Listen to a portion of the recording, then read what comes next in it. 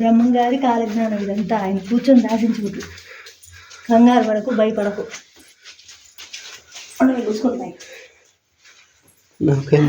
ఇటువైపు కోనేరు వచ్చేటప్పుడు చూద్దాం. అవు శ్రీ స్వామివారి కాలజ్ఞానం రాసిన స్థలం.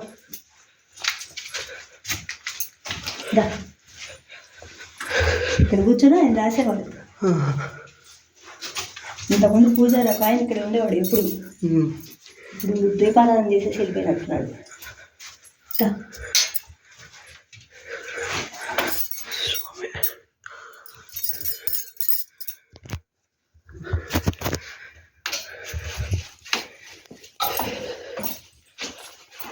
ఈ దారంతా బ్రహ్మం గారు ఆయన స్వయంగా ఏర్పాటు చేసుకున్న దారి. ఎవరో డిస్టర్బ్ చేయకూడదు రాసేటప్పుడు. ఈ విధంగా గుహలోకం నుండి 14 క్షేత్రములకు దారి ఉందన్నమాట. అచ్చమాప గారు బ్రహ్మం గారిని చూసిన స్థలం. కోనేరుకి వెళ్ళందా? కోనేరుకా? చీకటిగా ఉందమ్మా, వద్దమ్మా. ఎహలే మరి వచ్చింది ఎందుకు? చీకటే ఉంది, లైట్లు వేసలేవు. గవర్నమెంట్ వాళ్ళే లైట్లు వేసలేరు. ఇటు వరా ఇటు ఇటు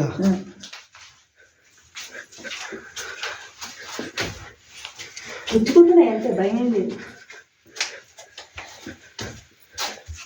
ఇక్కడ ఏం లేదమ్మా. స్వామివారు ఉపయోగించిన కొలను. ఇక్కడి నుంచి శ్రీశైలానికి దారనమాట.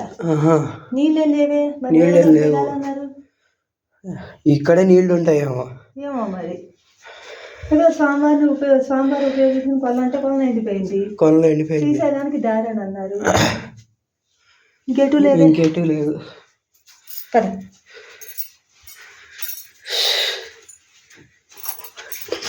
ఇది ఒక ఇది నాన్న, ఎంజాయ్ చెయ్యే. భయపడేటట్టుగా నేను ఎందుకు తీసుకొస్తాను చెప్పు. ఆ వీడియో ఆఫ్ చెయ్యి.